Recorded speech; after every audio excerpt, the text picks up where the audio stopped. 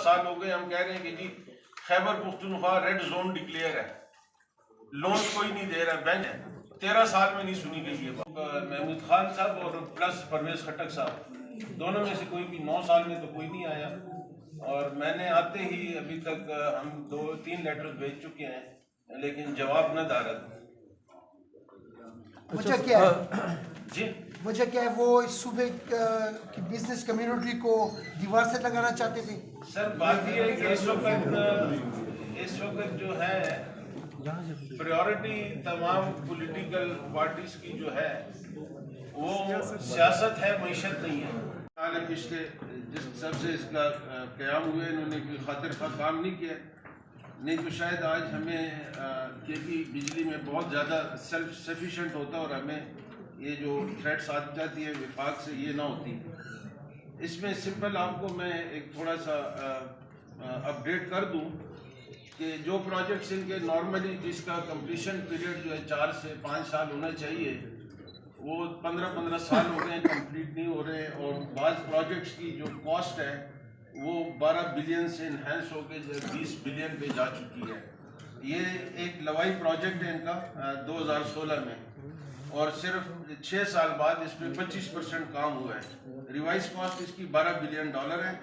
और अफसोस की बात यह है कि पीडो के अंदर ही के जो लोग हैं वो खुद ही इसके ठेकेदार हैं। दूसरा बालाकोट का प्रोजेक्ट का आपने नाम बड़ा सुना होगा, 2020 में इस वक्त इसमें करोड़ों रुपए जो है वो कॉन्ट्रैक्टर्स के बिल दिए गए हैं, लेकिन ऑन ग्राउंड जो है अभी तक लैंड ही एक्वायर नहीं की गई है उसके लिए, और अरबों रुपए इसमें मजीद भी जाएगा। इसको जो है प्रोविंशियल गवर्नमेंट को या तो ये जो वाइट एलिफेंट है या तो इस इदारे को बंद कर देना चाहिए, या तो इसकी टोटल मैनेजमेंट को चेंज करना चाहिए। इसके साथ ही इनका कोहिस्तान का जो हाइड्रो पावर प्रोजेक्ट है, हैरानगी की बात यह है कि ये 17 मेगावाट पे हुआ है, जो इस वक्त सिर्फ ऑन ग्राउंड 2 मेगावाट जो है प्रोड्यूस कर रहे हैं। तो हुकूमत को चाहिए, प्रोविंशियल गवर्नमेंट को, कि इसमें एक इंक्वायरी कमेटी बिठाए और बिल्कुल जो ऑनेस्ट किस्म के लोग हों उसमें, और इसका पूरा फॉरेंसिक ऑडिट करे कि जी अभी तक पीडो नाकाम क्यों है, और करोड़ों रुपए की जो महीने की तनख्वाहें जा रही हैं। अनोलिया की बात कर रहे हो? जी जी जी, वो सैलाब में फेल हो गए। हाइड्रो जो इसका अभी 2 मेगावाट तक, तो अब वो बैग क्यों गया ना, ये भी एक सवाल है बहुत बड़ा। क्यों दुनिया में भी चाहिए तो तरबेला डैम को भी बह जाना चाहिए था, जितना पानी रिजर्वायर पड़ा होता है। तो ये इसको हमारा तो गवर्नमेंट से जाती है, हमारा मुतालबा है कि इसका जो है बिल्कुल फॉरेंसिक ऑडिट किया जाए।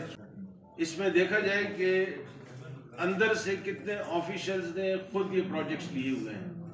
अच्छा, दूसरा इसमें सबसे जो बड़ी बात आ रही है वो ये है कि जो कंसल्टेंट्स इन्होंने हायर किए हुए हैं, अगर एक प्रोजेक्ट जो है उसका कैपेसिटी ही मिसाल 10 मेगावाट है, ऑन बुक्स उसको चूंकि पर मेगावाट ये कंसल्टेंट्स चार्ज करते हैं उनसे कंसल्टेंसी के, तो उसको 20 मेगावाट शो किया जाता है सिर्फ अपनी कंसल्टेंसी फीस बढ़ाने के लिए।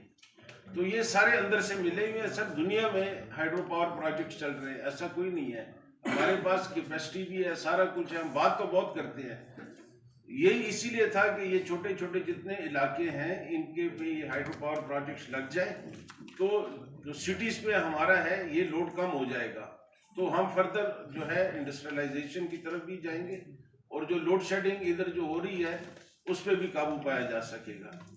अगर विल ऑफ द गवर्नमेंट है, इस जनवरी से गवर्नमेंट ने प्लास्टिक बैग्स की जो है उसके हर किस्म के प्लास्टिक बैग पे पाबंदी लगा दी है। मैं हुकूमत से ये पूछना चाहता हूँ कि ये जो कारोबार आप इंडस्ट्री बंद कर रहे हैं, इसमें अरबों रुपए की सरमायाकारी है। पंजाब में कोई बैन नहीं है इस वक्त, पंजाब से प्लास्टिक बैग आ रहा है और मुसलसल आ रहा है, और क्वेटा की तरफ से भी जो आ रहा है, जो ईरान की तरफ से आ रहा है, वो बैग भी इस तरफ आ रहा है। या तो हुकूमत जो है जिस तरह इन्होंने BRT में पुरानी बसें खरीद ली, तो इसी तरह इन लोगों से मशीनरी खरीद दें, नहीं तो फिर उनको पैसे दे दें। मैं आपके इल्म में ये बात लाना चाहता हूँ कि यूनाइटेड नेशन ने पूरी दुनिया में इंक्लूडिंग यूरोप में प्लास्टिक बैग की इजाज़त दी है 2030 तक बायोडिग्रेडेबल की। तो मेरा ख्याल में केपी जो है वो दुनिया से जुदा नहीं है, और या हमसे ज़्यादा जो है ये दुनिया से ज़्यादा इनको एनवायरनमेंट की फिक्र नहीं है। शायद इसमें कोई ज़ाती मसाइल हों या ज़ाती कुछ चीज़ शामिल हो, तो गवर्नमेंट को ये चाहिए कि या तो फिर इनको पैसे दे दें। जो अरबों रुपए की इंडस्ट्री लगी है, क्योंकि इससे अभी एक फैक्ट्री जो बंद हुई है, मैं आपको बता दूं, इंडस्ट्रियल स्टेट में एक फैक्ट्री बंद हुई है, उसमें से 70 बंदा उन्होंने फारिग किया, 26 मशीनें उन्होंने बेच दी है और वो पंजाब चली गई हैं जहाँ से ये माल आ रहा है। तो 2008 से हमारी एक्सपोर्ट जो अफगानिस्तान और प्लस सेंट्रल एशिया को थी वो 2.5 बिलियन 2.5 बिलियन थी 2008 से 2010। ये डॉलर और रुपए वही डॉलर एक्सपोर्ट $30 बिलियन हमारी टोटल कंट्री की एक्सपोर्ट 30 बिलियन है। पाकिस्तान की जो एक्सपोर्ट हो रही है पूरी वर्ल्ड, अफगानिस्तान के साथ 2008 से 2.5 बिलियन थी। 2012 में जब ओबामा साहब का जो मतलब एक फैसला आ गया कि हम अपने ट्रूप्स अफगानिस्तान से निकाल रहे हैं, तो अफगानी ताजिर आहिस्ता आहिस्ता अफगानिस्तान से अपनी इन्वेस्टमेंट भी वो बाहर ले जाना शुरू करी। फिर ये नीचे आ रही थी और 2021 में ये 800 मिलियन पे क्लोज हो गई।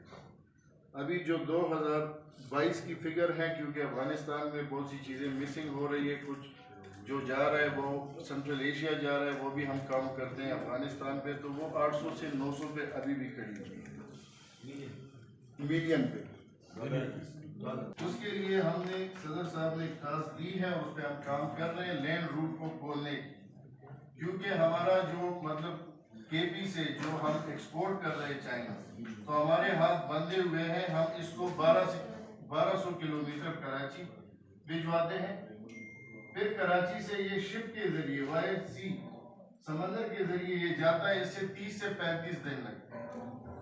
तो पैसे भी ताजिर के ब्लॉक होते हैं और प्रोसेस भी बहुत स्लो होता है। इसके साथ अफगानिस्तान से हम इंपोर्ट और प्लस री एक्सपोर्ट टू चाइना जो कर रहे हैं, वो भी हमारे हाथ बांधे हुए हैं। हम कराची भिजवाते हैं, उनको हम PKR में से चुकी है केपी के लिए और अफगानिस्तान के लिए हम सुस बॉर्डर को खोल दें। साल के 12 महीने और 24 घंटे और 7 दिन 24 घंटे ये फुल वीक खोल दें, क्योंकि काश्मीर से अगर हम देख लें तो जो मुआहदा 1977 में हुआ है, उस मुआहदे में साफ लिखा गया है कि इंपोर्ट के बदले एक्सपोर्ट हो, लेकिन ऐसा नहीं हो रहा। उसके पीछे कुछ वजूहात हैं।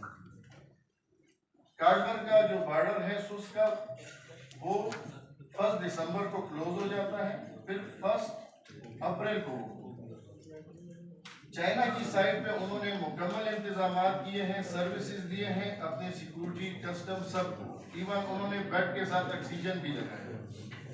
हमारे यहाँ ये रोड जो है ये 4 से 5 महीने बर्फ की वजह से बंद होता है और गवर्नमेंट को इसका कोई फिक्र ही नहीं।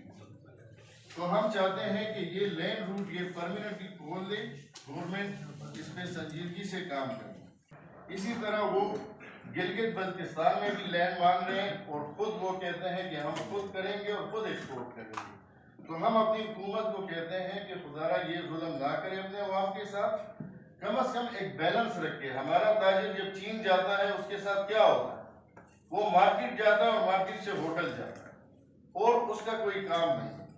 तो यहाँ जो रोल है चाइनीज का वो महदूद करना चाहिए और अपने लोगों को उसमें इन्वॉल्व करना चाहिए। कोई जमीन उसको नहीं देनी चाहिए। हम लोग खुद करेंगे, खुद उगाएंगे, खुद प्रोसेस करेंगे और खुद एक्सपोर्ट करेंगे। लैंड रूट से हमें ये फायदा होगा कि केपी के प्रोडक्ट 1200 किलोमीटर पे अगर हम कराची भिजवाते हैं, हम उसी किराए पे उसको कागज ले जा सकते हैं। उसके लिए गवर्नमेंट चाइना के साथ बैठ के इस बातों को सुलझा देगी। चाइना के सर्वे का जिक्र किया, तो हमारा जो ये सारा एरिया है वो इससे पहले ईस्ट इंडिया कंपनी के मामले में भुगत चुका है कि 100 साल फिर वो यहाँ रहे।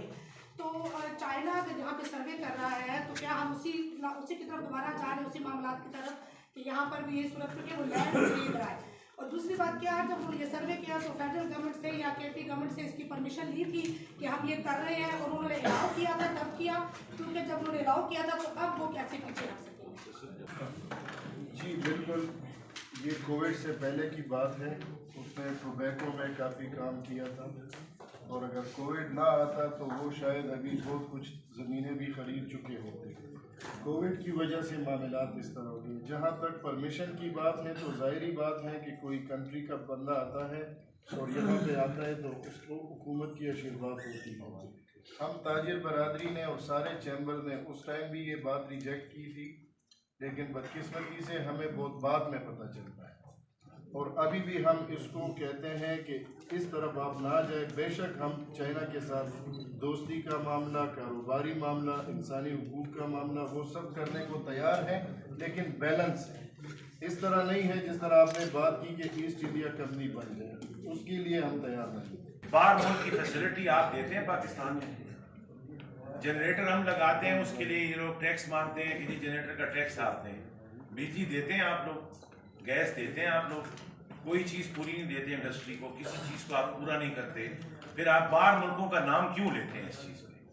आज सुबह की बात है, उन्होंने ये चीज़ बोली पेशावर में, केपी में, पाकिस्तान, पूरे पाकिस्तान में 2 इंडस्ट्रीज हैं बल्ब की, ठीक है, ये बड़ा ज़रूरी पॉइंट है, ठीक है। उन्होंने एलसियाँ खोली हुई हैं, उनका अरबों रुपए का कारोबार है, 25, 27, 30 साल से वो काम कर रहे हैं, ठीक है। ये उठते हैं परसों, इन्होंने दे दी डेट की जी फरवरी से इनका कोई काम नहीं होगा। आखिर वो एलसियाँ किधर जाएंगी, आखिर वो इन्वेस्टमेंट किधर जाएगी। ये चीज़ें जो हैं ये चीज़ें गलत हैं। ये इंडस्ट्री के साथ बैठें, उनके साथ बात करें कि जी आपका कब तक आप क्लोजर कर सकते हैं। ये तो नहीं है कि मैं उठता हूँ सुबह और मैं कहता हूँ जी ये चीज़ बंद हो जाएगी। जो सूबे 2 बहुत ज़्यादा अफेक्टेड सूबे हैं पाकिस्तान के, जो केपी के और बलूचिस्तान है, उनमें से किसी को बुलाया ही नहीं गया जी। मतलब ये बहुत ज्यादती की बात है। अगर एक आप वॉर एंड टेरर की मीटिंग करते हैं तो उसमें से किसी को, वो जो सूबा अफेक्टेड है उसमें आप किसी को बुलाते ही नहीं है, ठीक है। चले इस सूबे में उनकी हुकूमत नहीं है, लेकिन बलूचिस्तान में तो उनकी हुकूमत है या नहीं। बलूचिस्तान से तो किसी को बुलाते ना। कैबिनेट इनकी है 80 लोगों की, फॉरेन टूर ये बंद नहीं करते। ये चीजें इनको, ये चीजें गरीब आदमियों की इन्होंने कमर तोड़ दी है बिल्कुल।